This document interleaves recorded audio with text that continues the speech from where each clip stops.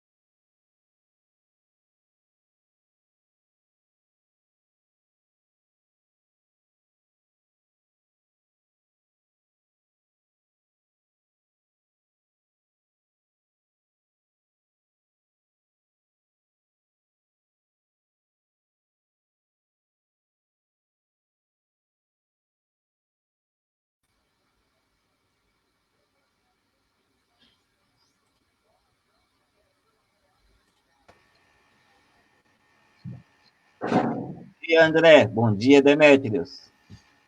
Bom dia a todos vocês, meus caros amigos. Bom dia, Demetrios, Como é que estamos? tomando café. Assim é bom. Deixa eu já trazer para Cafezinho a manhã de hoje faz parte. a nossa participação especialíssima. Bom Oi? dia, Anitta. Bom dia. Bom dia, Anitta. Seja muito bem-vinda a esse espaço aqui. Bem-vinda, Obrigada. Nina, também. Muito obrigada. Também queria dar um abraço para todo o Magine, comunidade da escola, tá? E para minha filhada lá no Rio que está vendo a gente, Yasmin, tá bom? Bom, Abraço, Yasmin, abraço a todos os nossos queridos amigos do Vila Magine, alunos, professores, sejam todos muito bem-vindos a esse nosso espaço aqui, da onde a gente faz essa transmissão com muito carinho, né? Bom, eu vou começar dizendo que o tema de hoje é esquecer, não, estou brincando, o tema de hoje é memória, né? Eu sou o José Carlos, estão presentes aí hoje o professor André, o professor Demétrios, e a nossa aluna do 8º ano, a Anitta Damares. Quer começar por aí, Demétrios?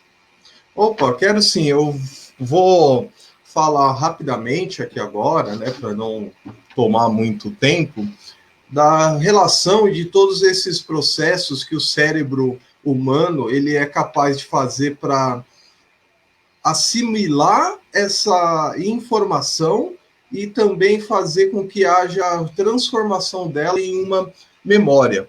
Para isso, eu preparei aqui uma apresentação bem simples, bem rápida. Eu só vou colocar ela aqui rapidinho para que a gente consiga pegar aqui. Compartilhar áudio, só um minutinho, porque é tudo ao vivo aqui, gente. Na semana retrasada, ele ficou fazendo barulho enquanto eu apresentava, lembra, Zé? Foi. Vou me vingar hoje. Boa. Já pegou seu montinho de papel, né? Vou pegar panela mesmo. Panela, boa. Ela está na tela, vocês estão conseguindo ver? Por enquanto, não. Ainda não, Demétrios. Agora tá? Também não. Pede para compartilhar, para eu poder adicioná-la aqui. Tela inteira. Compartilhar. Agora acho que vai. Foi sim. Posso colocar? Pode.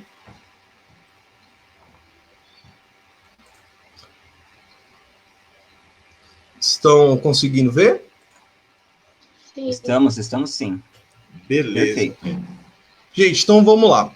Capacidade do cérebro humano de armazenar e processar informações. Existe um limite para a memória do cérebro? Então, ao contrário de smartphones, de tablets, de computadores, pendrive, o cérebro humano parece ter uma capacidade infinita.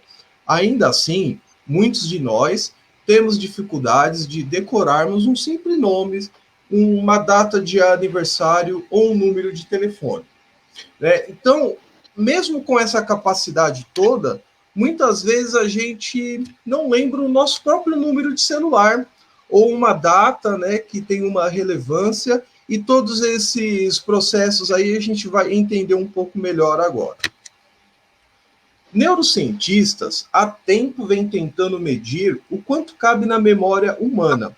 Paul Heber, professor de psicologia da Universidade de Northwestern, nos Estados Unidos, afirmou para a revista Scientific American que o cérebro humano se compara com um computador.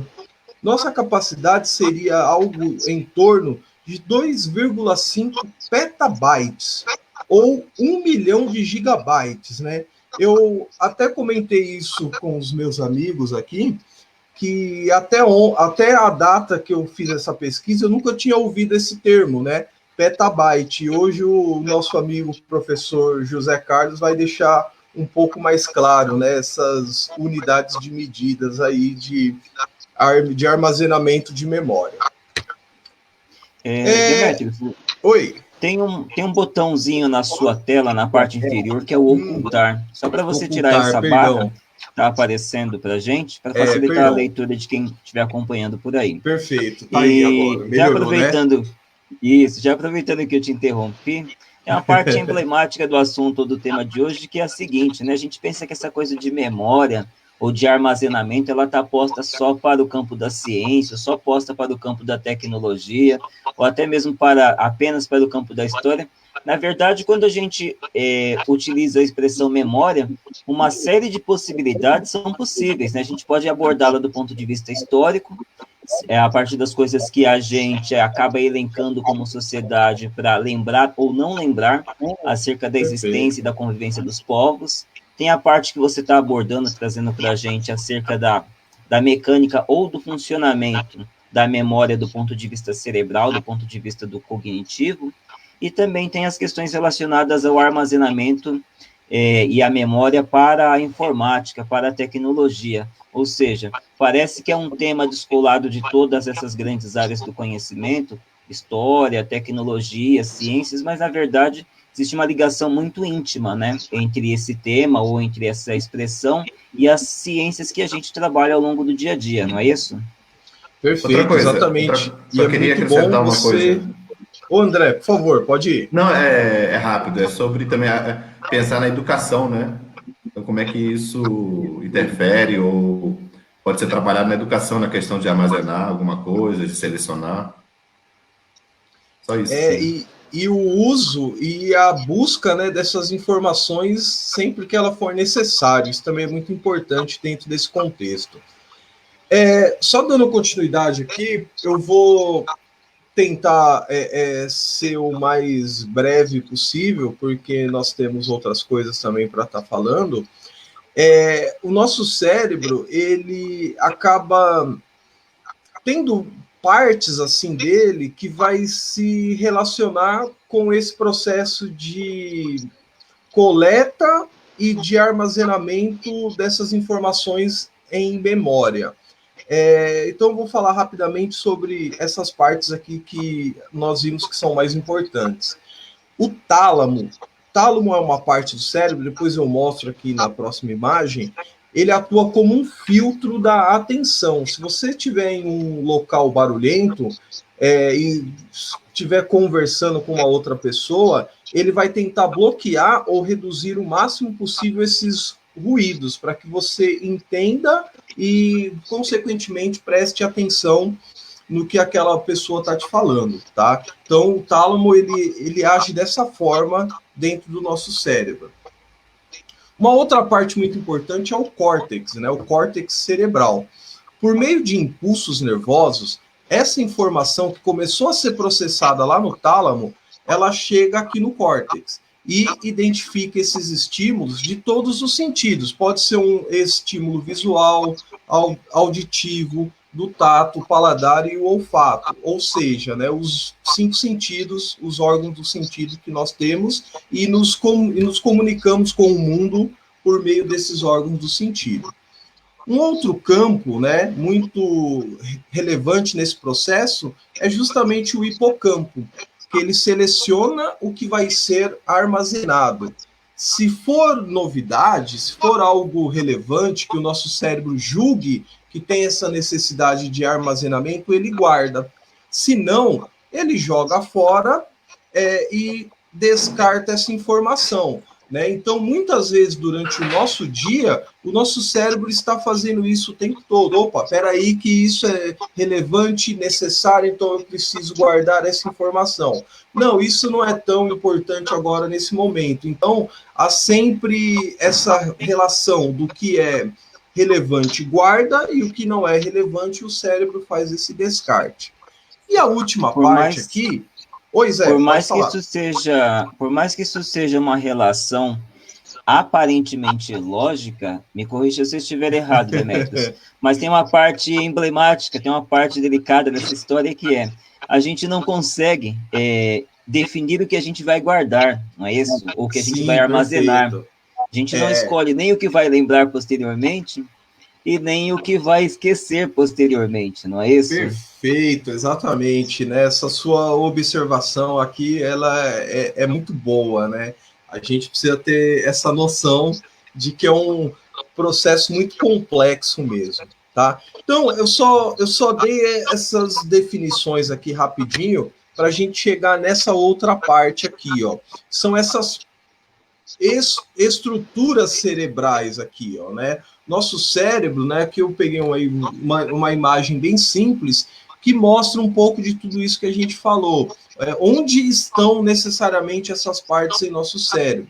O tálamo, o córtex cerebral, o hipotálamo, as amígdalas e o hipocampo, né? São todas partes assim que elas se integram e elas estão trabalhando em conjunto o tempo todo dentro dessa estrutura tão importante que é o nosso cérebro. Só para complementar isso que o professor José Carlos falou muito bem, eu gostaria de dizer que é à noite, durante o nosso sono, que o cérebro faz o download, né? Eu fiz essa relação com a área da tecnologia e ele pega o que é importante. Então, por exemplo, uma explicação de uma aula ou um livro que você leu, um filme, todas as informações a gente precisa desse período de sono para fazer essa interligação dessas informações dentro do nosso cérebro. Então, nesse processo de aprendizagem, de formação das nossas memórias, é importantíssimo ter esse período de sono, né? Das horas que nós temos diariamente de sono. Tudo bem, amigos? Beleza até aqui? Até aqui tranquilo. Anitta, deseja se posicionar? André? Anitta, quer falar alguma coisa? Minha querida, fique à vontade. Não, eu entendi. Ah, que bom. Rapidamente. Eu ia falar André. uma coisa. Não, mas agora vendo a tela agora do Memórias de Curto Prazo e Longo Prazo, eu vou esperar, aí depois eu falo. Beleza. Tem a ver Rapidamente com isso. Aqui, a ciência ela faz uma divisão, né, disso que a gente chama de memória em duas partes, a de curto prazo e a de longo prazo. Vamos entender rapidamente aqui. A memória de curto prazo ela é referente ao momento atual. Não há interesse em guardá-la por muito tempo, como um número de telefone. O cérebro vai fazendo uma seleção do que é mais útil e presente no seu dia a dia. Então, a questão da utilidade dessa informação, ela é muito importante dentro desse contexto. Então, talvez um número que me deem de telefone, para esse momento, não é importante. Mas se eu passo a usá-lo constantemente, se eu passo a repeti-lo muito, ele vai passando a ter uma relevância e ele deixa de ser uma memória de curto prazo e passa a ser uma memória a longo prazo. Então, dentro disso que você está apontando, a repetição, ela é uma condição que pode, mas não necessariamente, né, mas que pode determinar o fato de eu lembrar, ou a situação de eu lembrar de algo posteriormente ou não. Interfere diretamente no que eu vou memorizar. Interfere diretamente. É uma das condicionantes a essa criação de uma memória de longo prazo, ou que nós também podemos chamar de uma memória de trabalho, né? Porque talvez esse número possa ser utilizado de uma forma no meu trabalho ou para uma necessidade quase que diária, né? Então, por isso que talvez as professoras de matemática, de uma maneira geral, insistem com a repetição da tabuada e de outras situações. Da questão da fórmula matemática, exatamente. Tá certo. Bom, essa memória de longo prazo, essa lembrança, ela faz parte de todo o conhecimento adquirido, que você pode ser resgatado a qualquer momento. Essa é uma outra característica da memória de longo prazo, que ela pode ser resgatada. Eu tenho condições cognitivas de voltar e fazer o resgate dessa informação, dessa memória, sempre que eu tiver essa necessidade, tá bom? Ô, André, Demetrio, tem algo que você queira falar, meu amigo? Diga. sim, tem dois filmes que eu gosto muito, chamado Como Se Fosse a Primeira Vez, uma comédia Ah, romântica. Os dois legal. são uma comédia romântica, né? E é Sim, interessante que esse filme, né, a mulher, a Lucy, se não me engano, é o nome da personagem, ela sim, sofre sim. de perda da memória recente, né? Então tudo que é Perfeito. recente, ela não consegue se lembrar no dia seguinte. Quando ela Aí, conhece um rapaz, que é o Adam Sandler lá, ele vai ter que conquistá-la ela todo dia, porque todo dia ela vai se esquecer do encontro com ele. ex- Então ela tem um problema, pode se puder voltar lá naquela página, ela tem um problema opa, problema no curto prazo, né? memória de Memória de curto curto prazo, prazo. exatamente. É uma patologia, né, que pode afetar essa região do cérebro que mexe com as memórias de curto prazo. Perfeito. E tentando se relacionar com história, né? Como ela não tem a experiência, ou de repente ela perde essa experiência que ela está tendo nesse dia, porque no dia seguinte ela vai esquecer de tudo, ela não consegue criar um vínculo, né, com Sim. outras pessoas novas, porque ela não vai ter aquela memória da experiência. Então, tentar relacionar isso com história, né? Como a gente A gente perde essas memórias, né? Elas vivências, deixam de vivências. existir e se torna algo muito distante, né? Que quando é falado ou quando essas informações chegam a novas gerações, eles têm muita dificuldade em ter essa compreensão, né, de tudo isso. Se Ah, a, bom. se a protagonista do filme tem perda de memória de curto prazo, por outro lado, o professor André, ao evocar o filme, tem uma boa memória de longo prazo, não é isso? Exatamente. Então, e teve um significado, né? Porque as coisas que têm um significado muito grande, elas automaticamente elas passam para essa parte cerebral que mexe com as memórias de longo prazo.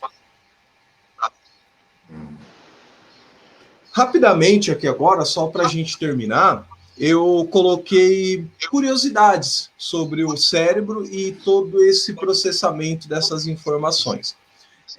O cérebro possui mais conexões do que o número de estrelas em nossas galáxias. Como vocês bem sabem, o nosso cérebro tem células específicas e essas células são chamadas de neurônios. E as conexões que elas fazem é algo incrível, é algo com uma rapidez e com uma capacidade muito grande que nos dá essa capacidade de pensar e de agir em fração de segundos. E tudo isso é feito por meio dessas conexões que o nosso cérebro que ele é capaz de estar fazendo. Uma outra coisa é que a gente ouve muito isso, né? A gente usa só 10% do nosso cérebro. Isso é um mito, pessoal. Nós utilizamos, a ciência já conseguiu provar que a gente usa perto dos 100% diariamente. Todas as áreas do nosso cérebro estão sendo utilizadas, né? Em uma conversa com o professor José Carlos, ele falou: eu li lá que essas informações elas não estão numa gavetinha, né? Não há uma área do cérebro que mexe com isso ou que mexe com aquilo outro. Então, o nosso cérebro todo, ele faz parte de todo esse processo de informação e de assimilação das nossas memórias. O cérebro Então, não tem receptores de dor e é por isso que neurocirurgias podem ser feitas enquanto o paciente está acordado, né? A gente vê em filmes, séries, que muitas vezes as cirurgias cerebrais, o paciente está lá acordadão. E é porque o nosso cérebro não sente dor, tá? Ele não vai ter esses receptores que é capaz de dar essa sensação de dor que nós sentimos em outras partes do corpo, por exemplo. então As... Oi? nesse sentido, quer dizer que a gente não escolhe o que vai guardar, onde vai guardar, como vai guardar e por que vai guardar quando a gente pensa em termos de memória e a capacidade do pensar do ser humano, a capacidade de guardar informações por parte do cognitivo, do cerebral humano, é isso? Perfeito, José, exatamente. Muito bem falado aí. É algo que muitas vezes acaba caindo no campo da... É algo subjetivo, né? A gente não entende, tem que ter uma capacidade de abstração de todo esse processo muito grande para entender um pouco mais todos esses processos todos. Bom, só para a gente fechar aqui, as rugas do cérebro, né? Se você pensar numa imagem de um cérebro agora, ele parece uma noz, né? Ele é todo enrugado, ele tem umas partes meio mole ali, e essas partes todas são chamadas de giri, e elas aumentam a sua área, permitindo o armazenamento de mais memória, fazendo uma analogia com a área da informática, seria aquela possibilidade de você colocar um cartão de memória a mais, ou de colocar um pente de memória a mais em algum dispositivo, tá bom? Privação do sono, novamente a gente fala do sono, né? Ele aumenta a temperatura cerebral, fica sujeito à perda de memória, raiva, alucinações, perda de foco e até danos cerebrais, né? Então a gente vê muito isso daqui para quem tem que dirigir e está com sono. O cara perde o foco, perde os reflexos, perde a capacidade que ele tem de dirigir em condições normais, né? Então o sono, novamente eu digo, ele é importantíssimo nesse processo de assimilação das nossas memórias. Ô, Demetrios. Falando em assimilação, André e Demetrios, passou por aqui já hoje na manhã a Mari, e ela trouxe o comentário para a gente, baseado naquilo que você falou. Até coloquei o comentário aí na tela para a gente, que a última cirurgia que a mãe dela passou, ela fez a cirurgia acordada. Não foi uma cirurgia baseado na fala que você fez. Mas também já passaram por aqui a Rosemary, espero que eu tenha lido certo, a Rosiane, perdão, a Débora, o Daniel e a própria Sara e a Mari. Mas segue legal. Aí, Demetrio. É que eu tô com a tela aqui, né, do PowerPoint, então eu não vejo, né, mas que bom, um beijo para todas essas pessoas aí. A gente já entendeu a lógica, né, André? Quando ele não está botando a gente com papel, ele também não está vendo nada do que a gente está fazendo por aqui. Não, eu queria comentar da privação do sono, dar um abraço também para essas pessoas que comentaram. Como também isso pode interferir na aprendizagem, né? Perfeito. Os alunos, né, pode dormir bem, é uma questão que tem relação, né, com a sua aprendizagem também. Questão de saúde mesmo, né? Essa vale, inclusive, para as mães ou os pais que estão assistindo aí agora, ou que vão assistir posteriormente, que às vezes o filho fala assim, não, mas eu vou acordar cedo amanhã para ir para a escola, mas eu acordo tranquilo, acordo normalmente, acordo de boa, como diz a molecada. Sim. Só que assim, o fato deles estarem acordados na escola não significa que eles vão aproveitar bem aquele espaço escolar, caso não tenham passado por uma boa noite de sono. Correto? Perfeito. Correto, exatamente.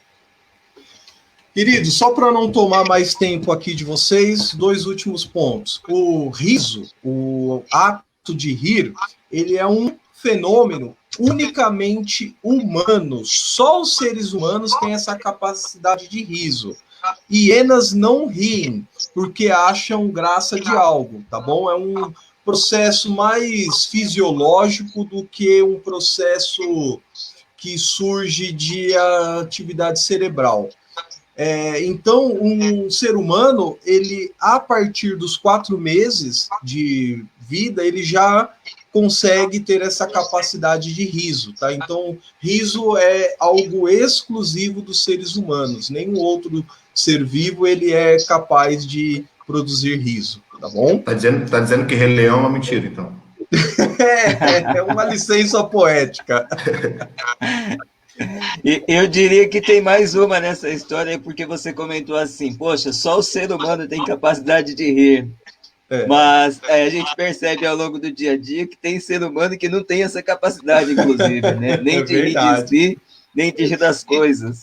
Exatamente, verdade, boa, verdade, não tinha pensado nisso.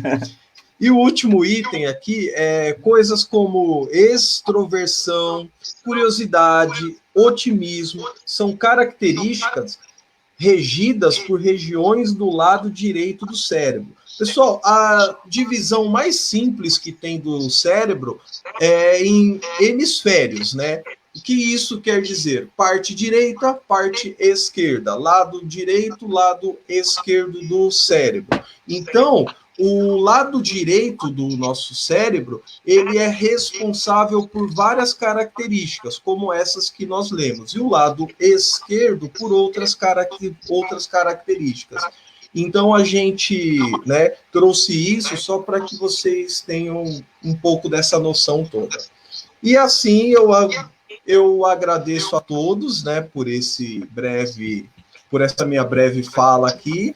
E agora eu passo para os meus outros amigos aqui, que tem coisas muito legais e muito importantes para falar também. Nós temos duas amarrações ainda a fazer durante esse momento, que são, primeiro, a fala do André no sentido de trazer a história para essa discussão acerca da memória, e a participação da Anitta. Quem que deseja falar primeiro? Quer falar primeiro, Anitta, André? O que vocês preferem? A Anitta escolhe. Você vê que nós somos democráticos e aqui as instituições estão funcionando normalmente, né? A Anitta escolhe. Se quiser falar, pode falar. Se ela quiser que eu fale primeiro, eu falo. É ela que escolhe. Pode falar primeiro. Eu? Tá bom. Então tá, joia. Eu separei somente algumas imagens, mas antes de começar a mostrar as imagens, só para situar um pouco, né? Então, ele falou da memória na relação do cérebro, o Demétrios. Aí eu queria relacionar a memória com a questão histórica, né? Então, falar aqui agora, eu vou falar da memória coletiva, das lembranças que uma sociedade faz do seu passado. Tá? E está lembrando, né? Principalmente, o Zé fez uma coisa bem legal na última, né? De relacionar o que a gente está falando com o conteúdo do aluno, né? Quando a gente falou das pandemias.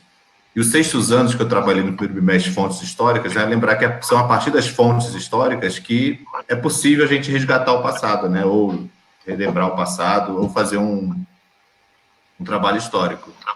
E lembrar também que fontes escritas, fontes orais, fontes iconográficas, né, de imagens, músicas, podem ser utilizadas para relembrar esse passado. Então, André, a gente pode partir da ideia de que, se do ponto de vista do cognitivo, do ponto de vista da capacidade de pensar, do ponto de vista cerebral, se eu não consigo escolher o que eu vou armazenar, o que eu vou lembrar, o que eu vou ter como memória, do ponto de vista histórico, a gente pode sim definir o que vai lembrar, o que vai manter, o que não vai manter, o que vai ignorar, com sentido histórico ou com as situações das vivências humanas ou das relações humanas. É isso? Sim, então tem uma possibilidade maior de você então escolher um tipo de fonte para trabalhar, escolher um monumento para ser colocado numa praça pública. Contudo, também acho que tem esquecimentos, né? Em que sentido? Vou dar um exemplo. Na Segunda Guerra Mundial, com o fim da Segunda Guerra Mundial, alguns judeus que estavam no campo de concentração decidiam não falar sobre aquilo, né? Outros sim, então também tem uma escolha de não querer se lembrar de algo que foi traumático, etc. Ou quando a gente pensa o momento atual, a forma como eu apresento uma estatística, um dado sobre uma moléstia, sobre uma doença, sobre um mal que acomete a sociedade, a forma como eu apresento o dado, ela pode interferir diretamente na memória histórica que se tem daquilo. Né? Então, quando o governo, por exemplo, opta por contabilizar de uma forma ou de outra os mortos do Covid no Brasil, isso interfere na memória que se faz do evento. E talvez não seja algo tão novo. Se a gente rememorar ou se a gente relembrar, na década de 70 nós vivemos o mesmo mal quando se tentou esquecer ou quando não se deu publicidade devida ao surto de meningite que o Brasil viveu. Sim, certo? É uma forma de esquecimento também. A partir desse ponto, eu queria mostrar também que essa relação com o passado pode ser tanto negociada como conflituosa, ou também, ao mesmo tempo, as duas coisas, né? Então, existem conflitos para decidir o que vai ser relembrado ou vai ser valorizado do passado, ou outros fatos vão ser esquecidos e menosprezados, né? Então, a partir de agora, eu queria mostrar algumas imagens sobre a situação do Cais do Valongo do Rio de Janeiro. Eu posso transmitir, Zé? Vê se eu lembro, né? Sim. Pode sim, meu querido. Coloca para apresentar que a gente coloca na tela. Agora tem que lembra que eu esqueci, acredita? Peraí. Não, e você memória, hein? Eu pensando aqui em exercer meu momento ditador, ele pergunta se sim ou não, né? Vai que a resposta é não. Acho que foi. Pede para compartilhar novamente, porque não apareceu para... apareceu, agora sim. Agora foi. Tá indo? Tá vendo aí? Não, está aí já. Ao vivo tá. Cada clique é um flash. Quem sabe faz ao vivo. Deixa eu... Perdi o negócio, tá aqui. Aí coloca no modo de apresentação para ficar em tela cheia. Isso, show de bola. Isso.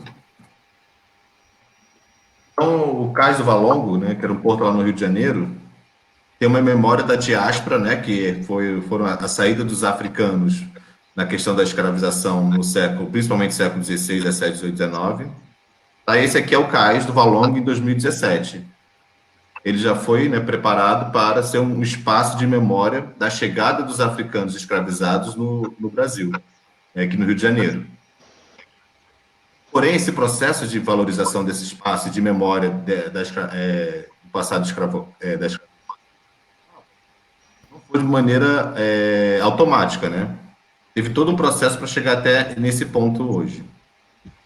Então, vou botar algumas datas aqui. Entre 1774 e 1831, ele foi desembarque de escravizados africanos na Praça 15. Saiu da Praça 15 para esse espaço longo. Durante todo esse período, né, milhões de escravos chegaram na região brasileira. Essa aqui é a pintura de Rugendas, do período posterior, né, de 1853.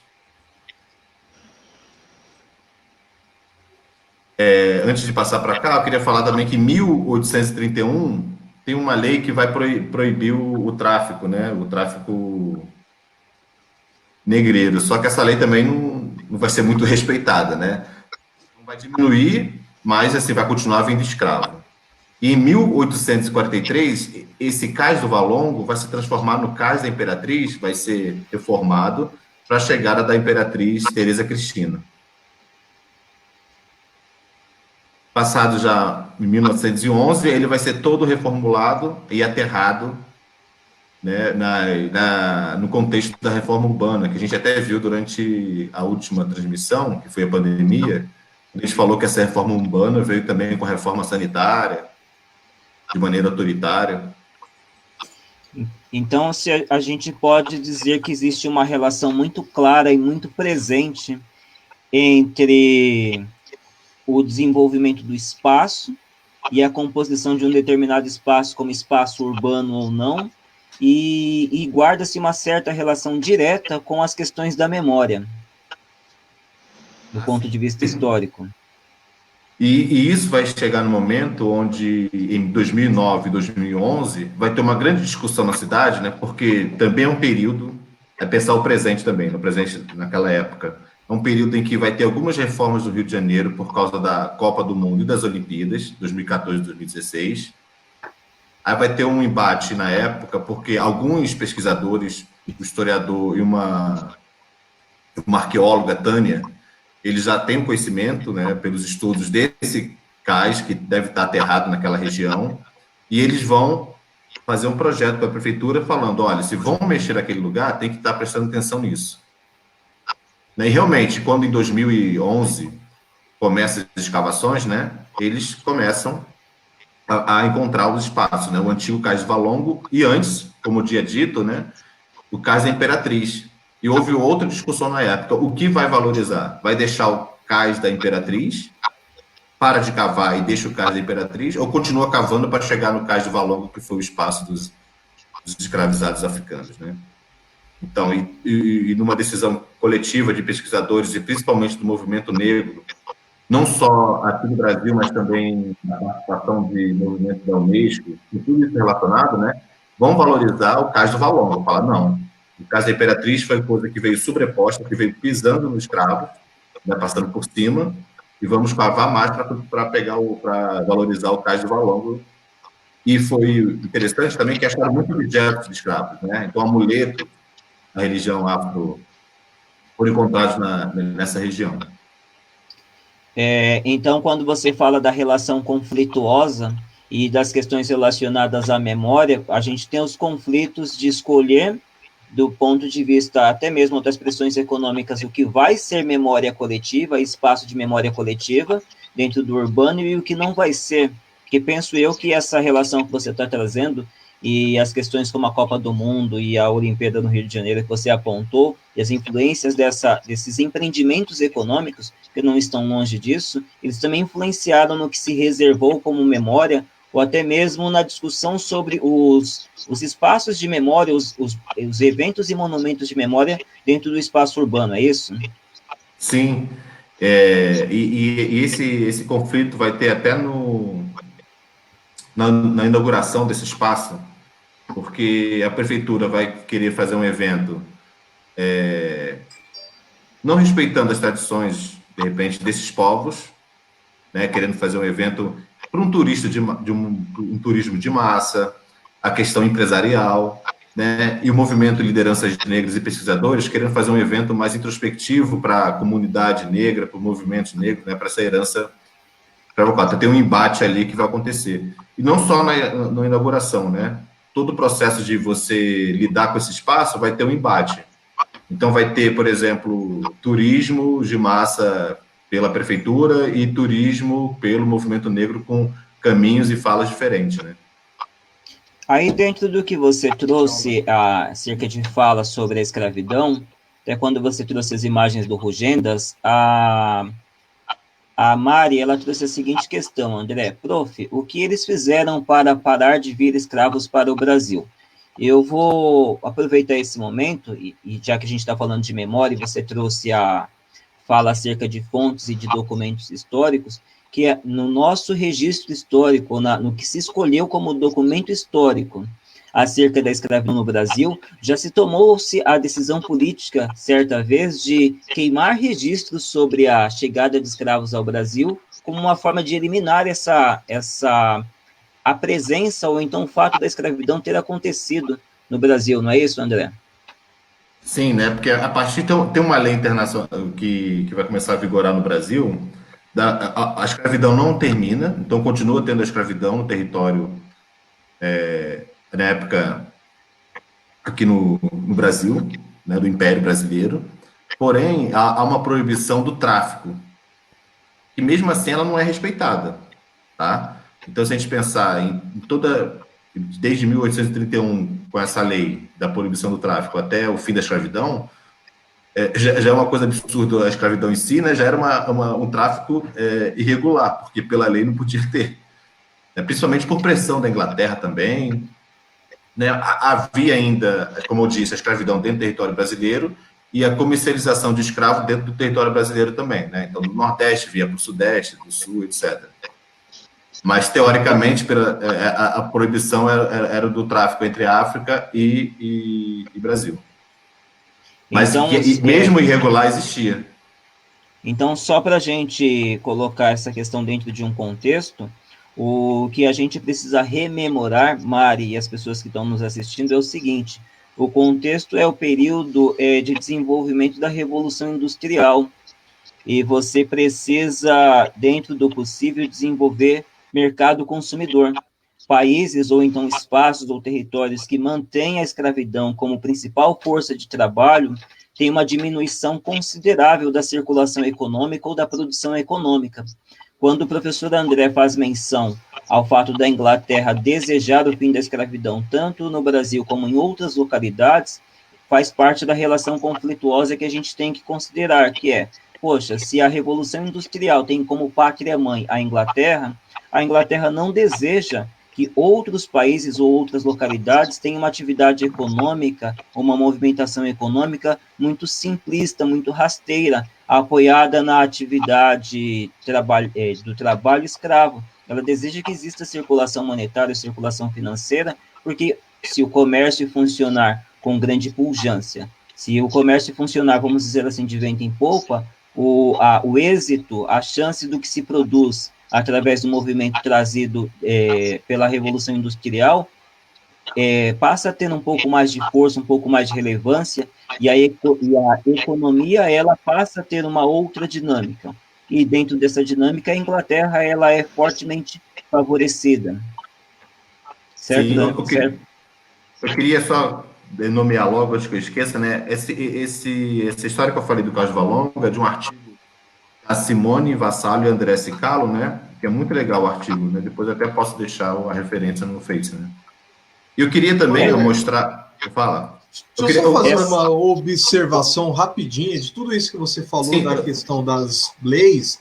Eu só quero... Até nos dias de hoje... Rapidinho, só quero falar que eu vou deixar essa imagem aqui enquanto a gente fala. Eu quero que o pessoal adivinhe de que lugar é esse. Ah, legal. Não, rapidamente, só fazer uma observação. Até os dias de hoje, a gente ouve no nosso país coisas do tipo assim, tem lei que pega e lei que não pega. Tem lei que funciona e lei que não funciona, né? Então, isso que você falou trouxe essa imagem, né? Que desde muito tempo, né? Isso já é algo presente em nossa sociedade. Tinha uma lei falando que não era mais possível ter esse tipo de situação, e mesmo assim ela acontecia, né? Então, e isso nós vemos nos dias de hoje também, o tempo todo presente em nossa sociedade. Olha, se eu não me engano, né, até por causa dessa lei, teve aquela expressão, né, lei para inglês ver. Não sei se foi com essa lei. Para inglês ver, né? Às vezes as coisas, elas aparentemente só elas funcionam, mas de fato elas não acontecem, né? Alguém já descobriu que lugar é esse aqui? Eu não estou vendo o Face. Olha, não, nenhum palpite assertivo aqui, não, nenhum bom chute, vamos dizer assim. Também é uma pergunta difícil, né, André? Está muito mais perto de nós do que as pessoas podem pensar. Eu só conheço porque eu pesquisei, senão não conhecia também não. Vendo, não ia conseguir. Para quem nos acompanha, é interessante saber, por exemplo, que o André, ele é o nosso, vamos dizer assim, eu já usei essa expressão ontem na reunião de pauta, eu vou retomá-la hoje. Ele é o nosso forasteiro, ele é o nosso carioca aqui de plantão, e quando ele faz as menções acerca do espaço, da geografia e dos propósitos e sentidos históricos, ele tem uma outra bagagem cultural, que é o fato de ter nascido e ser criado no Rio de Janeiro. Está há quantos anos aqui em São Paulo, o André? Desde janeiro de 2013 já. Ou seja, a gente está falando em 7 anos. Significa que as suas percepções e as suas memórias acerca de cidade e acerca do espaço urbano, elas têm outras fontes, né? O André, sim. André, posso dar uma dica da onde é esse lugar? Pode. Tem a ver, desse lado, tem a ver com a minha bandeira aqui atrás, ó. Ó, tem um palpite aqui.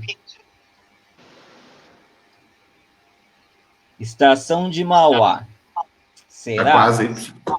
Estação do quê?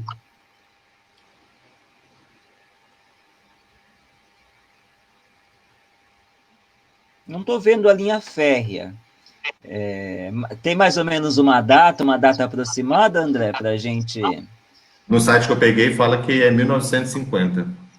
1950, ou seja, é o começo da segunda metade do século passado. Posso falar, então? Manda ver. Eu queria falar que não, mas eu vou respeitar o seu local de fala. Então, peraí, eu vou dar uma de João Kleber. Para aí. A gente pode deixar a Anitta falar um pouco e a gente deixa para o finalzinho falar, deixa suspense aí, que nem o João Kleber mesmo. Você que sabe.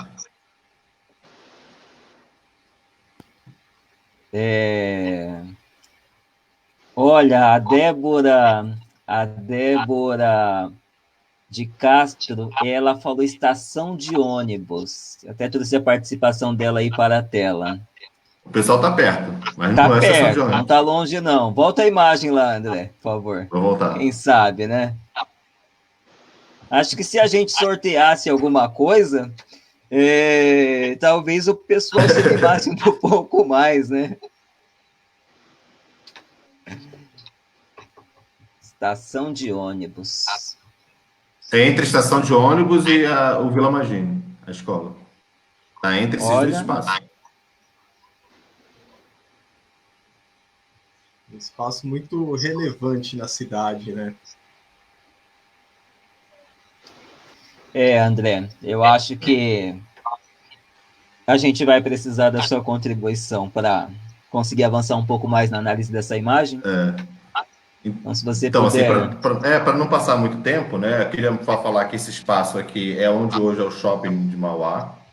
Tá? Antigamente fazer o curtume de animais, né? Se o Demetrio pode me ajudar aí, era fazer o curtimento da pele do animal para preparar para fazer o couro, né? Para poder fazer sapato, roupas, né?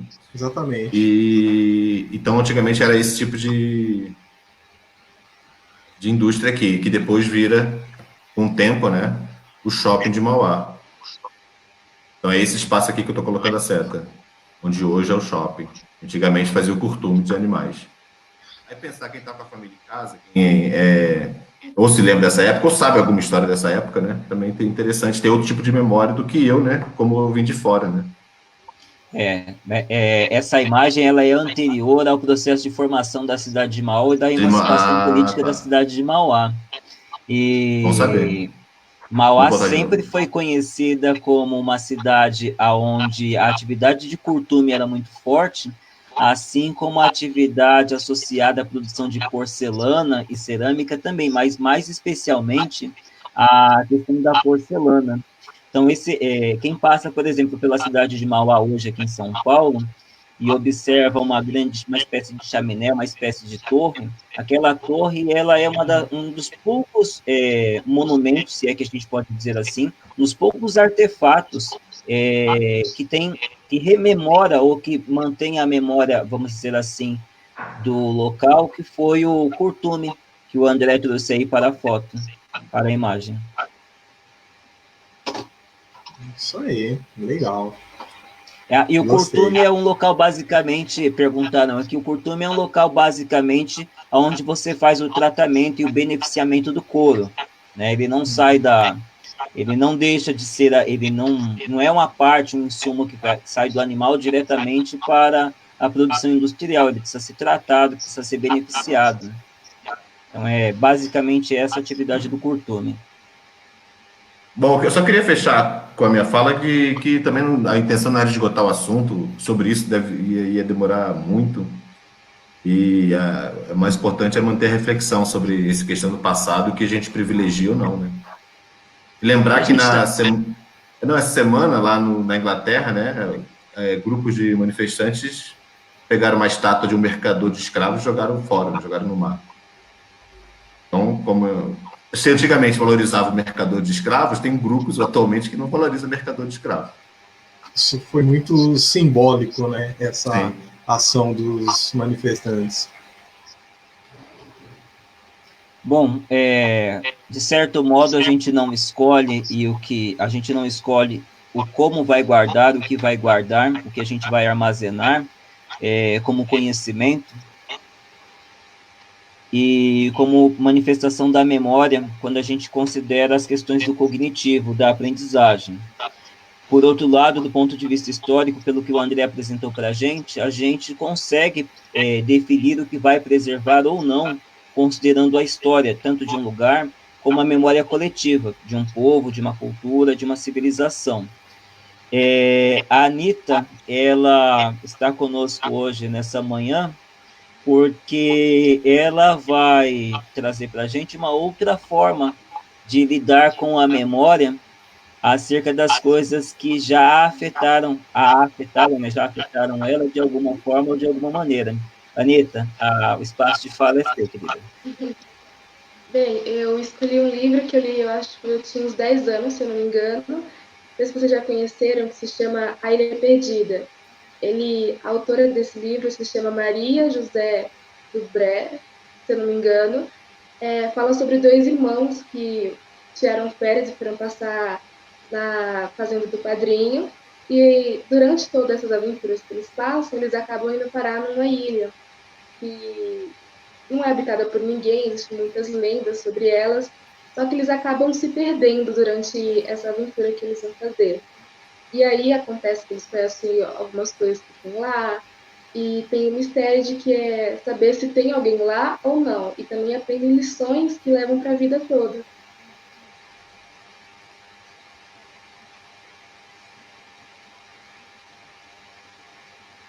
E bem,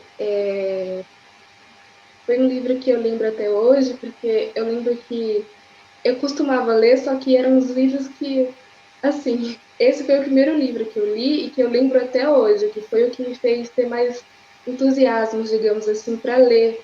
Hoje, quando eu leio, eu já entendo muito mais, eu tenho mais, como é que eu vou dizer? É um entusiasmo, digamos assim. Foi um livro que me marcou muito e que até hoje eu levo para minha vida.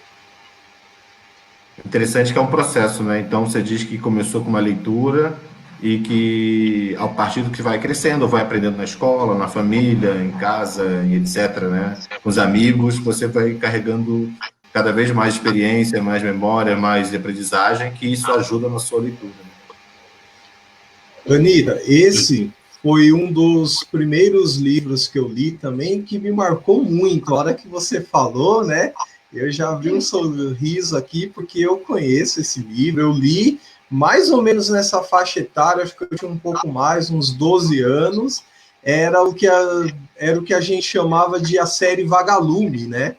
E, e, e foi um livro maravilhoso que eu li, um outro, né, que eu li também, que foi muito bom. É um livro chamado Éramos Seis, eu acho que é da mesma autora aí.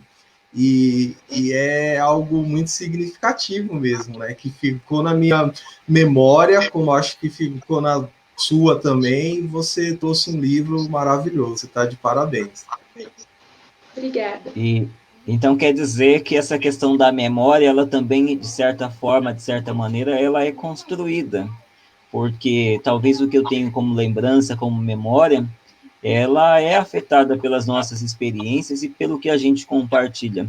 Da mesma maneira, ou se a gente considerar também, quando eu leio, quando eu assisto um filme, quando eu vejo algo, uma série, quando eu escuto música, quando eu ouço música, eu também estou, ao mesmo tempo, gerando memórias, alterando as minhas memórias e criando memórias, né? Tanto individuais como memórias coletivas. Interessante essa questão da leitura, Anitta, porque às vezes as pessoas pensam assim, poxa, como é que eu posso me tornar alguém que lembra mais das coisas? Como é que eu posso fortalecer? Como é que eu posso melhorar as questões da memória? E o Demetrius tinha trazido anteriormente como fala que algumas coisas são necessárias, para algumas coisas, quando a gente pensa em memória, a repetição ela é importante. Então não quer dizer que a gente vá ler sempre a mesma coisa para poder se lembrar. Por outro lado, quando a gente tem o hábito de ler, quando a gente torna o ler um ritual, a chance da gente memorizar mais palavras, assim como da gente ter um repertório cultural maior, é muito grande. Sim, esse foi o livro que. Não foi o primeiro livro que eu li, mas foi o que realmente me fez querer ler mais, sabe? Me deu aquela vontade, digamos assim. O interesse Legal. para saber. O Demetrio lembrou muito bem, e eu queria falar para a Anitta, né, porque eu não sabia, porque eu não li esse livro, A Ilha Perdida, mas a série Vagalume eu conheço. Eu li alguns dessa série. Então, olha que interessante, né? Se a gente tem a memória e o Demetrius, você tem outro tipo de memória da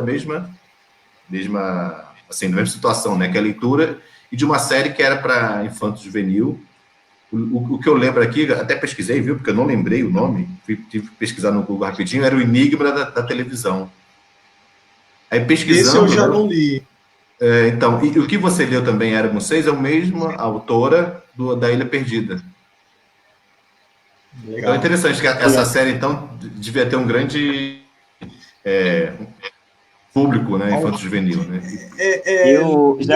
Já que o objetivo é resgatar a série Vagalume e rememorar, eu li O Mistério dos Cinco Estrelas e Sozinha no Mundo.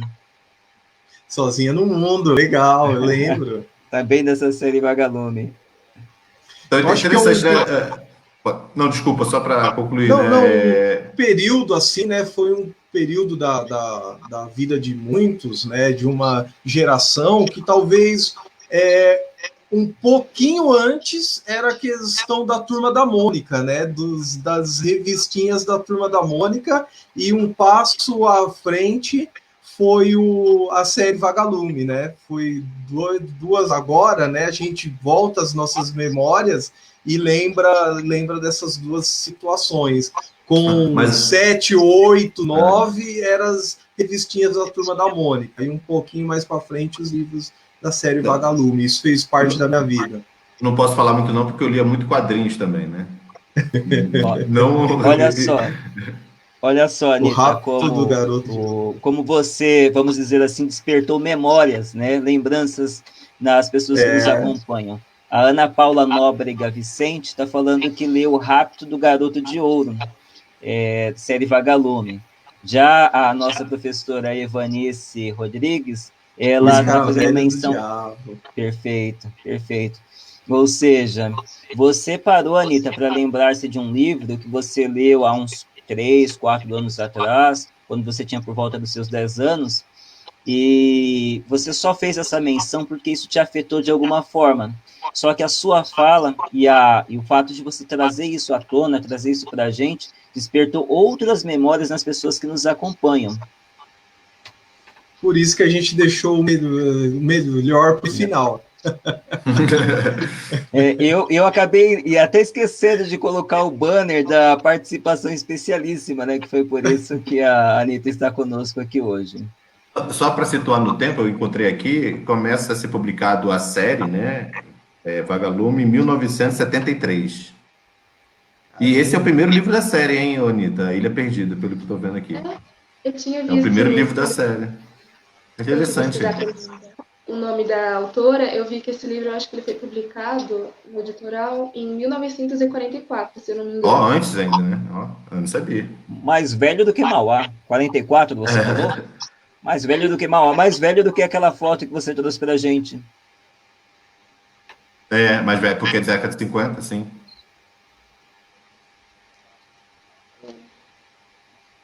Mas é bom, né?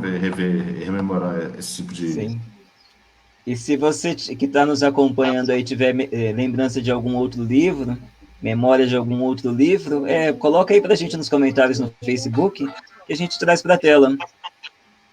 Anitta, você me dá licença para eu trazer algo para essa fala que vocês já fizeram brilhantemente nessa manhã? Claro. Eu vou compartilhar minha tela aqui, espero que dê tudo certo. E bora lá. A gente sempre combina, ou a gente sempre conversa aqui, olhando um tripé, que é o tripé Tecnologia, Ciência e História. A gente sempre tenta fazer as falas de uma forma mais humanizada, de uma forma mais próxima, vamos dizer assim, da realidade das pessoas. Então, eu vou tentar ser breve, vou tentar ser direto, até porque a gente já está por volta das 9h30, e a nossa proposta é sempre tratar do assunto, abordando ele até as 9h15, 9h20, não mais do que isso, para não se tornar cansativo para quem está aí do outro lado. 9h15, 10h20, 3 horas da tarde.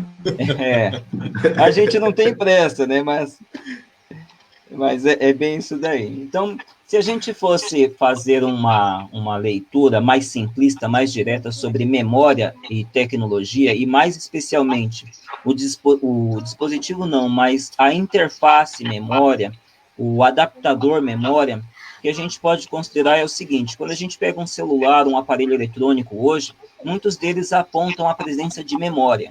E aí a gente olha as chamadas especificações técnicas e acaba não compreendendo bem o que diz cada uma delas. Então, se a gente fosse tratar isso de uma maneira superficial, a gente pode considerar o seguinte: as memórias de dispositivos eletrônicos, elas passam por uma evolução constante, por uma melhoria constante.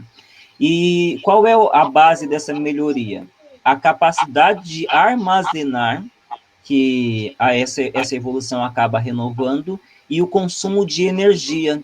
Então, a evolução da memória, ela se dá por esses dois aspectos, principalmente, que a gente diz que uma memória é melhor ou pior, em termos de tecnologia, quando a gente considera o quanto ela consegue armazenar, o quanto é possível armazenar a partir dela, e o quanto isso consome de energia, porque isso torna o equipamento um pouco mais inteligente do ponto de vista do consumo energético, e até do ponto de vista de geração do calor. Eu sei que o Demetrios tem abordado essa questão de calor, energia com os alunos dele recentemente, e seria basicamente isso. Um outro ponto, e esse eu vou até deixar com um pouquinho mais de cuidado aí na tela, é o seguinte. Se você Outra memória boa. Se você está nos acompanhando e você está olhando esses artefatos tecnológicos e tem lembranças sobre eles, tem memória sobre eles, significa que você deve, nesse momento aí de quarentena ou de distanciamento social, tentar o máximo possível permanecer em casa, porque se você se lembra desses artefatos, significa que, direto ou indiretamente, você pertence ao chamado grupo de risco. Né? Então, os 3 artefatos postos aí são a fita cassete, que é de 1963, invenção da Philips. Se a gente pensar em tamanho, dimensão, a gente está falando em algo entre 10 centímetros por 7 centímetros. Poxa, qual que era a capacidade desse artefato de armazenamento criado pela Philips? A possibilidade de armazenamento era até mais ou menos 60 minutos de música. Poxa, onde é que a gente executava esse artefato? Existiam os chamados gravadores ou reprodutores. Os mais avançados eram chamados reprodutores, aparelhos de som duplo deck, que permitiam que você gravasse de uma fita para outra. Exato. E olha só, né? Quando a gente pensa hoje em música portátil, quando a gente pensa em sair para fazer uma caminhada ouvindo uma música, ou ir ao trabalho ouvindo uma música, normalmente as pessoas vão hoje com as chamadas plataformas comerciais, o Deezer, instalado no celular, o Spotify, instalado no celular, ou quando não tem uma plataforma dessas chamadas de nuvem, mas ela, de uma certa forma, tem alguma música armazenada dentro do seu dispositivo, que pode ser um celular, pode ser um iPod, algo do tipo, mas hoje é quase que um contraste quando a gente olha para a década de 60, 70 e 80, porque o artefato que permitia de maneira portátil a gente executar uma fita fora de casa é esse que está aí do lado, que é o Walkman. A invenção da fita cassete em 1963, Philips, já o aparelho de Walkman, Sony, por volta de 1970. E a junção desses dois permitia que eu saísse de casa, que as pessoas saíssem de casa ouvindo música. Ontem, quando eu estava separando esses artefatos, eu até comentei aqui em casa, poxa, se alguém falasse para a gente que há 30 anos atrás ela foi ao trabalho ouvindo música, se ela foi ao trabalho ouvindo música, muito provavelmente ela se valeu de um dispositivo como esse. Se ela andou de carro há 30 anos atrás e ela tinha condição de escolher a própria música, é porque provavelmente no automóvel que ela utilizou, tinha um chamado toca-fitas. E aí a tecnologia... Pode falar, André.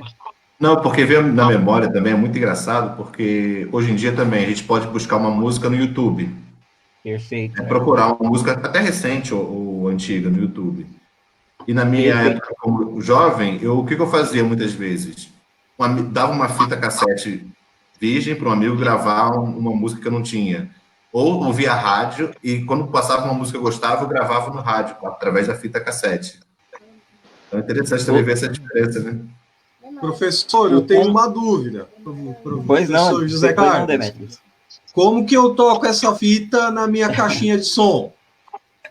Olha, infelizmente não dá, mas entendedores entenderão, como a gente normalmente diz em aula, né? Isso aqui que eu estou tentando mostrar na câmera é uma caneta Bic. Muitos que estão nos acompanhando provavelmente conseguem guardar uma relação entre uma fita cassete e uma caneta Bic. Percebem, vão lembrar-se provavelmente que essas duas juntas tinham uma relação muito íntima, servia para alguma coisa, né? Juntas, né? Tanto a caneta Bic como a fita cassete. A Anitta não sabe. Sabe, Anitta? Não? Não. Olha só, quando a gente pega um celular ou uma playlist, hoje você tem muito facilmente o botão avançar e o botão retroceder, o avançar e o voltar. A essa época, a gente está falando de uma fita magnética. Então, muitos dos dispositivos que eram utilizados, muitos dos toca-fitas, eles não tinham uma função de avançar ou de retroceder a fita. Então, a gente se valia do tubo da caneta, muitas vezes para avançar a fita, ou então para retroceder. E os toca-fitas de carros, por exemplo, que eram chamados toca-fitas muito bons, o supra-sumo da tecnologia da época, eles permitiam a capacidade de ser o chamado auto-reverse. Ou seja, você colocava a fita de até 60 minutos, e o máximo que esse aparelho permitia para a época, que era o top, que era o supra-sumo da tecnologia, é que o outro lado da fita, ele fosse executado sem você exercer nenhuma atividade. Só que assim, não tem essa história de você pular facilmente de uma faixa para outra, de uma música para outra, ou de um episódio para outro, quando as pessoas fazem a comparação com séries hoje. Não. Como você disse, André, ouvir música era algo há 25 anos, 30 anos atrás, que exigia outros tipos de esforços, inclusive o de guardar posição em frente ao rádio, ou então ouvindo uma programação de rádio comercial, para esperar a música que a gente desejava tocar, para poder gravar. Mas por que as pessoas gravavam fitas? Para poder ter memória, recordação ou armazenar, de uma certa forma ou de uma certa medida, a música que gostavam. Você queria falar, Demetrios? Eu percebi aí. Não, é que tudo isso que você está falando está me trazendo uma memória afetiva, né? A gente passou por muitas dessas situações aí. Você falou da rádio, tinha que esperar aquele momento certo para apertar o REC, né? Que era o botãozinho para começar a gravar, e depois fazer o compartilhamento com os nossos amigos, né, dessas músicas, dessas fitas todas aí, né. Hoje está sendo uma volta ao nosso passado, assim, muitas dessas coisas que estão sendo faladas aqui. Elas acabam rememorando. E você falou o compartilhamento, esse compartilhamento é interessante porque nem todos os amigos dispunham de um gravador bacana, desses que tinham dois espaços, um para tocar a fita e outro para gravar a fita que estava sendo tocada. Então, sempre tinha um amigo que acabava tendo um equipamento um pouco mais sofisticado, que se encarregava de gravar a fita de cada um de nós, para aqueles que podiam possuir, vamos dizer assim, um gravador e uma fita cassete. Já os artefatos abaixo, eles são os disquetes. A tecnologia do disquete, que também é uma tecnologia magnética, começa por volta de 1960. Só que a versão que teve, vamos dizer assim, uma maior representatividade comercial, ou seja, que esteve mais presente na vida das pessoas, é esse modelo menor, que a gente vê aí na imagem em azul, que era um disquete que armazenava até 1.44 megabytes, que é como um disco desse que eu tenho aqui em mãos. Na verdade, eu tenho uma caixa deles aqui em casa, e outro dia eu até deixei ela separada aqui em cima da bancada, e mostrei para uma criança de 12 anos que tem aqui em casa, e ele não tinha a menor ideia de para que servia isso, né? E aí, assim, para pensar, Zé, a questão do armazenamento também, né? No começo do ano 2000, eu não entendia muito bem, mas um amigo meu que entendia, fazia para mim, ele compactava, se eu não me engano, né, uma música em 3 disquetes. Não era isso? Perfeito.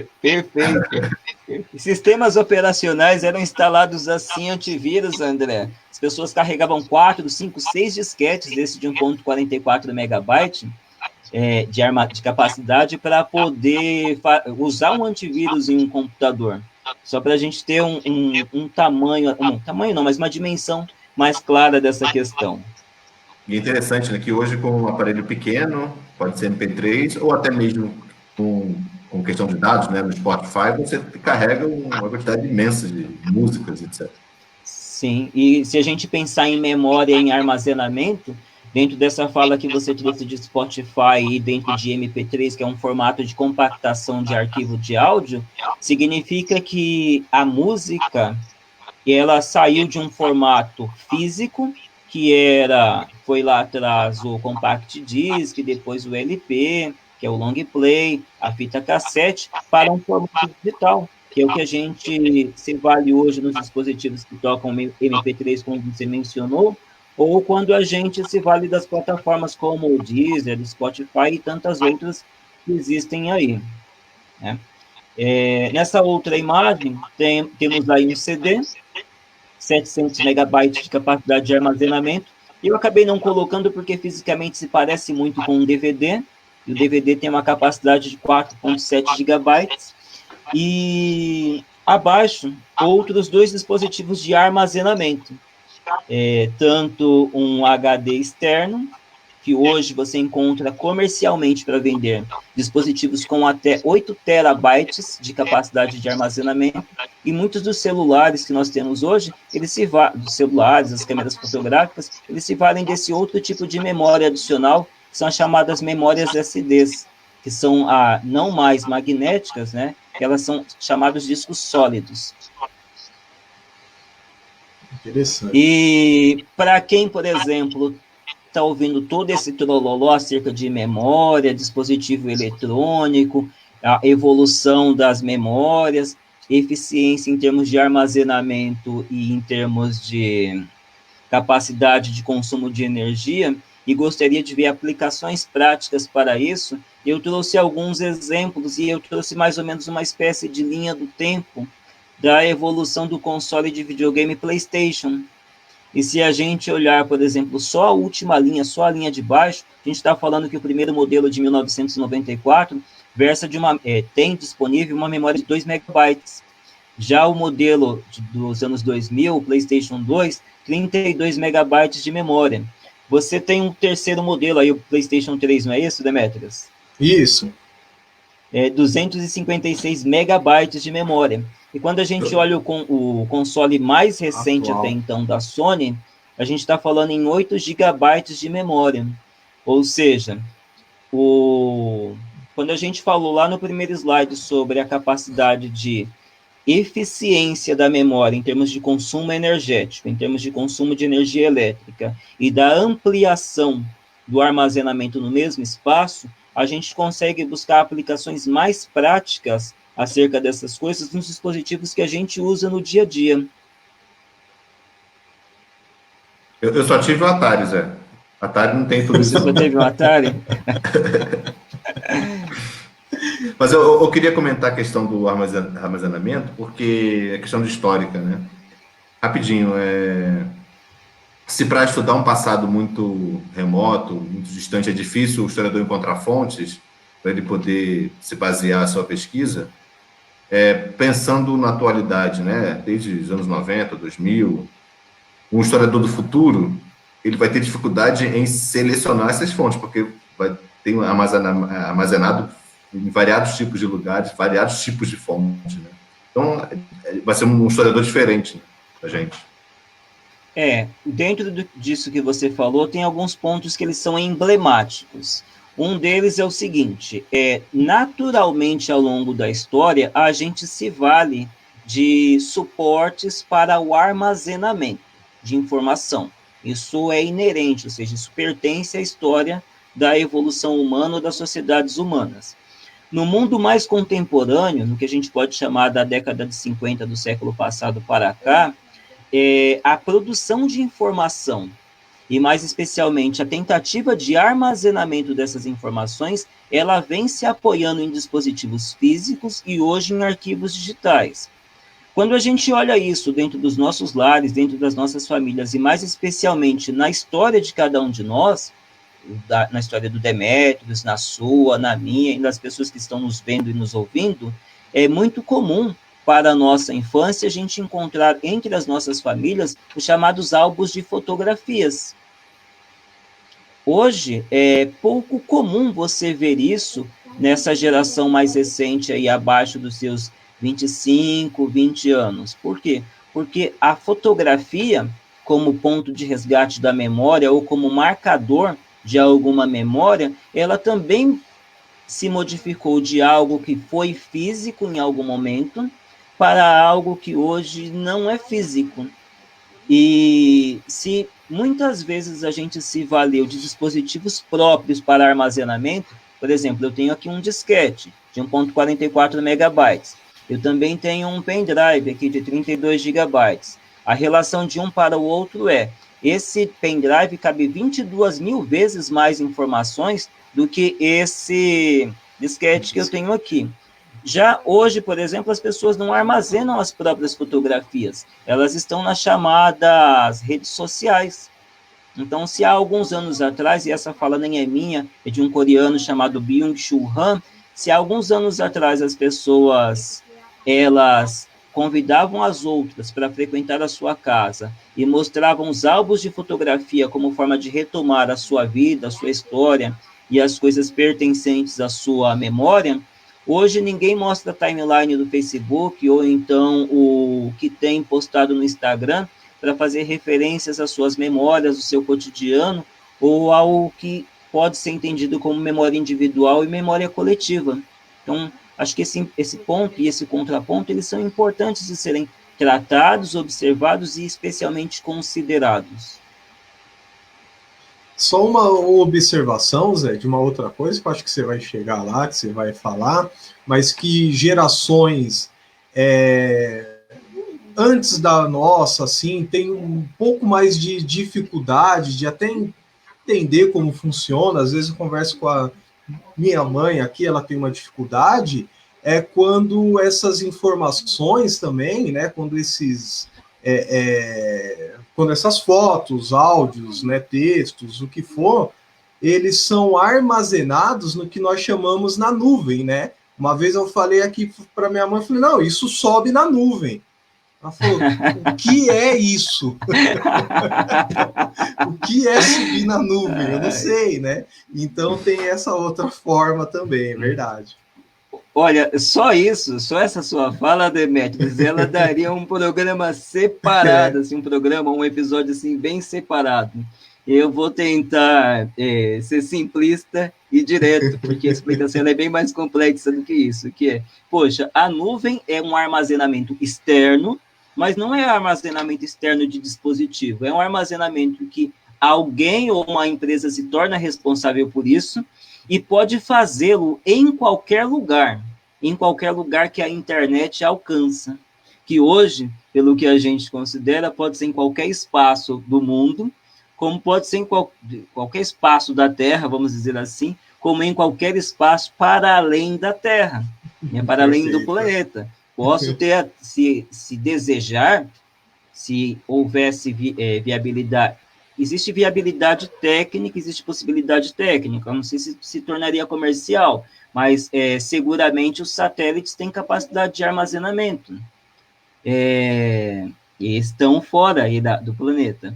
A Estação Espacial Internacional também, ou seja, a nuvem é qualquer lugar para fora da sua casa, para fora dos seus dispositivos, que pode armazenar alguma coisa.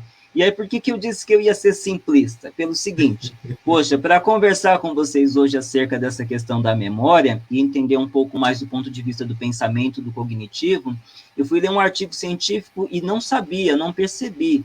Eu sempre achava, você até fez menção a isso, de que aonde eu guardo na memória algo, no meu cérebro, é o mesmo lugar que eu vou buscar. Quando a gente pensa a computação em nuvem, isso também, ou o armazenamento em nuvem, isso também guarda uma certa analogia. Também podemos fazer uma comparação. Por quê? Porque eu guardo essa informação em um lugar que eu não sei aonde ela está. E eu posso guardar um arquivo inteiro, como esse arquivo ele também pode ser muitas vezes dividido em vários pedaços, em várias frações, e cada fração ser armazenada em um local também diferente, para poder facilitar justamente para poder facilitar a questão do armazenamento e o acesso posterior a essa informação. Ou seja, se a sua mãe tinha dúvidas, Demétrio, sobre o que é a nuvem, ou se a minha mãe tem dúvidas sobre o que é a nuvem, ela, depois dessa fala, continuou com as mesmas dúvidas e até piorou. A única coisa que talvez salve disso é que são dispositivos alheios, são dispositivos de outros, que se valem da internet para poder armazenar. Isso rompe uma fronteira que até então era a fronteira do desconhecido. Por quê? Porque o dado, a informação, a memória, elas permaneceram durante muito tempo nos nossos dispositivos. E aí a gente pode falar a partir das mais variadas tecnologias. Quando a gente pensa a escrita, e a gente tem um livro, ou a gente tem um caderno, o livro muito bem apontado pela Anita, poxa, o livro, o caderno, a escrita como tecnologia, ela permitia e permite um registro de uma informação, o armazenamento de uma informação. Daí, inclusive, a contabilidade. Né? A contabilidade guarda até hoje livros. Daí o direito, sim, quando se vale de um livro chamado a Constituição, para poder resguardar todos os direitos e deveres do conjunto dos cidadãos nos seus determinados e nos seus devidos países e na devida sociedade. Agora, quando a gente pensa isso do ponto de vista da tecnologia, o armazenar, ele é sempre necessário. A gente não consegue fazê-lo de uma forma lógica na nossa mente ou na nossa cabeça, no nosso cérebro, mas a gente consegue fazê-lo de uma forma mais lógica nos dispositivos, nos nossos, ou no que a gente pode chamar de nuvem. Perfeito. Bom, para afindar aí, a gente já está por volta das 9h52, e como a gente se vale a gente deixa esse material no Facebook, e ao longo dos dias a gente sobe ele para o YouTube. Então, as fontes que foram utilizadas para essas menções acerca da tecnologia, tanto as matérias como o artigo científico, eles estão relacionados aí. Se você tiver curiosidade acerca do assunto, você pausa o vídeo no determinado momento que te interessa, e acaba coletando com um pouquinho mais de cuidado a fonte. Ou então, faça o comentário posterior no Facebook, que dentro do possível, Demétrios, o André, a gente tenta conversar um pouco mais sobre isso. E de antemão, a conexão da Anita caiu, e esse é o novo normal, né, porque está todo mundo de alguma forma vinculado à internet, mas eu gostaria muito mesmo de agradecer a participação da Anita, que trouxe, primeiro, uma memória sua, e que, ao trazer uma memória sua, também evocou a memória daquelas pessoas que nos acompanham nesse momento e as que vão acompanhar a gente no momento posterior. Exatamente. Também faço das suas palavras as minhas, agradecer a ela por essa participação. A gente sabe que para uma jovem estar diante da câmera aqui, falando, né, ainda mais de uma forma tão bela quanto ela fez, não é fácil. Agradecer ela por isso, agradecer a todos vocês, a quem nos assiste, dizer que foi muito bom estar mais uma vez com todos aqui e até uma próxima. Também queria agradecer a Anita, a todos que assistiram a gente. Eu só queria, Zé e Demétrios, no final, agora, porque tiveram algumas dúvidas aqui no meu WhatsApp, perguntando o objetivo, né, para aproveitar, então, para deixar mais evidente aqui, né? Então, o objetivo aqui é conciliar, principalmente a tecnologia, a ciências e a história, em algum tema que a gente vai discutir toda semana, né? Eu acho que parece que uma responsável aqui estava preocupada, sabe? Não, pode ver depois no Face, pode ver depois no YouTube, não é, como é que seria, não é nada obrigatório, mas para, a partir de um tema, a gente discutir e ter a participação dos alunos mais próximos, né? Tanto no Face, no YouTube. Não vai cair na prova, né, André? Não, fica tranquilo. É mais e se você está no ensino médio, também não cai no Enem, isso, né? Não aparece no Enem. Mas essa preocupação que você apontou, eu vou trazer também outros comentários aqui, se vocês puderem fazê-los, outras pessoas participaram aqui pelo Facebook, se vocês puderem dar alguma atenção a eles, seria interessante.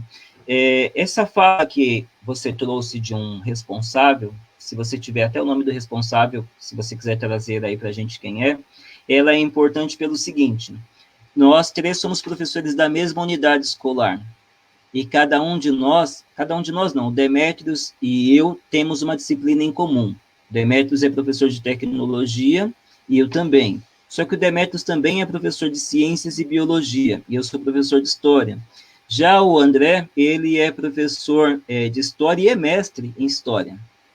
Mestrado em história, né? Só para a gente dar uma equilibrada no time aí, né? Tem Não que sou ter nenhum alguém que Yoda. estudou um pouco mais, e esse alguém é o André.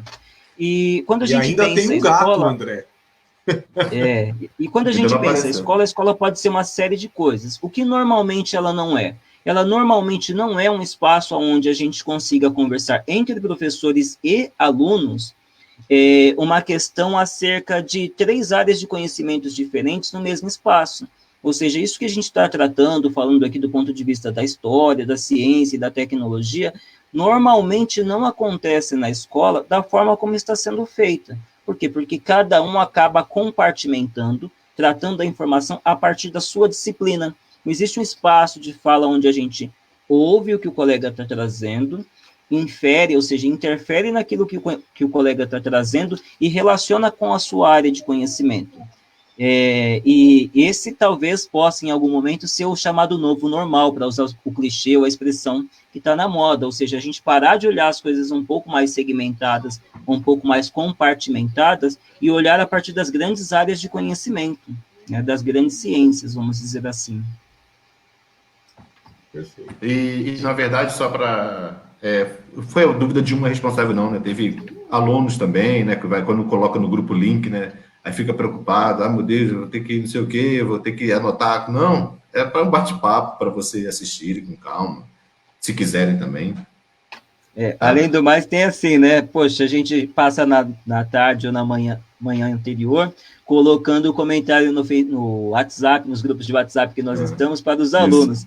Aí eles pensam, poxa, eu que pensei que estava livre desse professor, vem ele com essa história de live no Facebook.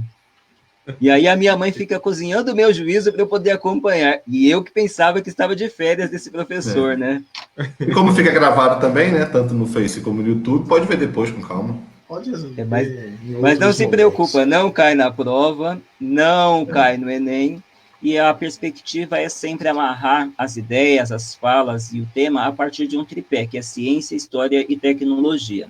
Antes das considerações finais dos senhores, eu gostaria de trazer algumas falas que apareceram aqui, né? Perfeito. Então, são muitas, eu vou tentar pensar alguma Muitas. coisa. Olha, A, tá crescendo a audiência.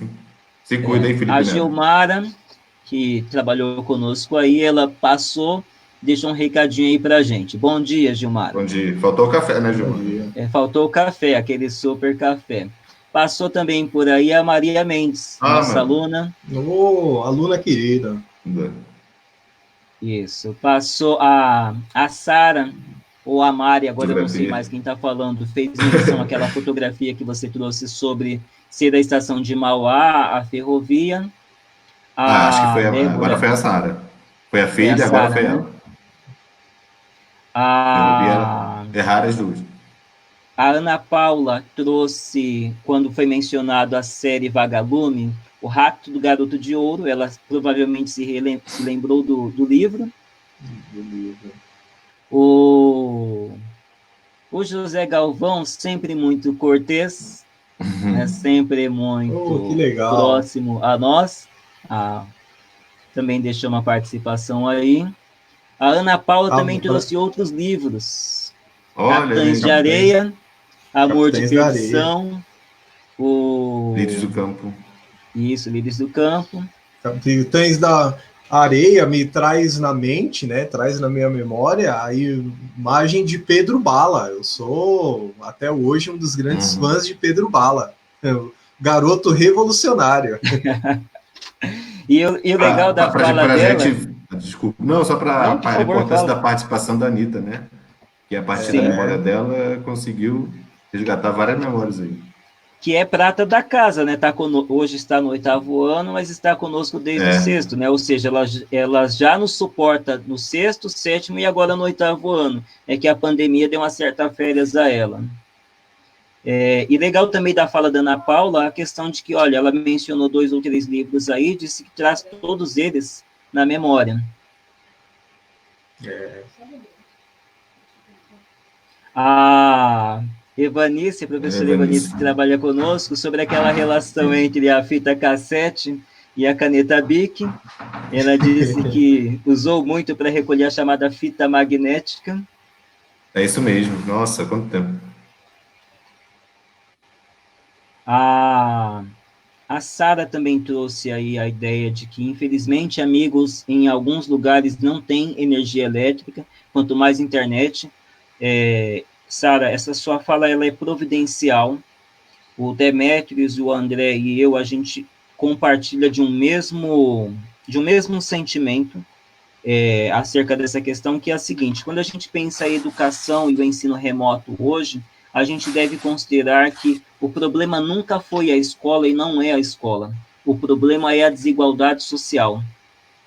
Então, nada do que a gente possa fazer agora alcança todos os alunos que temos, não porque a gente não tem capacidade de alcançar, mas porque a desigualdade social, a desigualdade econômica, ela é tamanha que o ensino remoto, ou as tentativas de ensino remoto, elas são só para alguns, né? Então, a gente, signatário dessa fala, a gente percebe ela e tenta atuar pelas brechas, não é isso, André? Não é isso, Demétrios? Com certeza, a dificuldade, às vezes, de muitos alunos responsáveis em acompanhar o ensino remoto é gritante. Então, acho que todos os professores, o pessoal ligado à educação, né, tem que estar atento a isso, né? Porque isso pode causar futuramente uma maior desigualdade, né?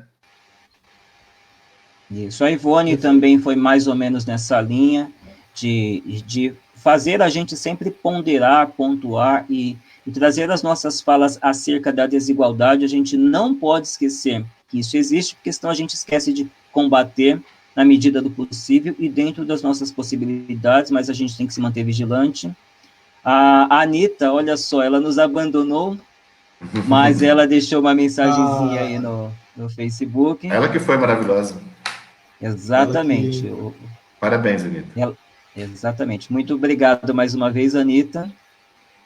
E da minha parte é isso, senhores. Vocês têm o espaço aí para fazer as considerações finais. Eu só queria agradecer a todos, mandar um abraço. A gente não decidiu um tema ainda, né? Mas a gente... se você está nos acompanhando no Facebook e quiser sugerir algum tema para a semana que vem, a gente não tem nada em mente.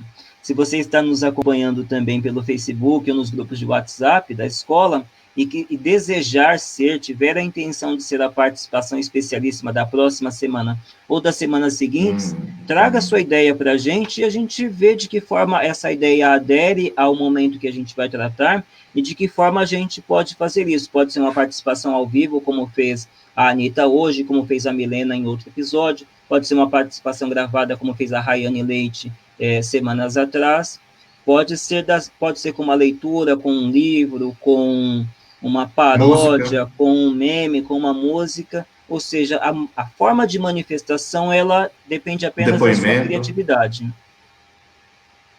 Sim. Então, agradecer e podia esperar até sexta, né? Quem quiser colocar um tema, até para dar tempo para a gente estudar o tema, né? Senão... É verdade, não coloca a gente nessa roubada. Mas eu quero agradecer a toda a comunidade escolar, principalmente, tá? Obrigado. Sim. Pai Demetrios. Eu queria só desejar um forte abraço a todos, né? E dizer que é uma honra estar nesse espaço junto com vocês, meus nobres colegas, e reforçar tudo que foi dito aí, e a gente vai estar junto na próxima quarta-feira. Valeu a todos.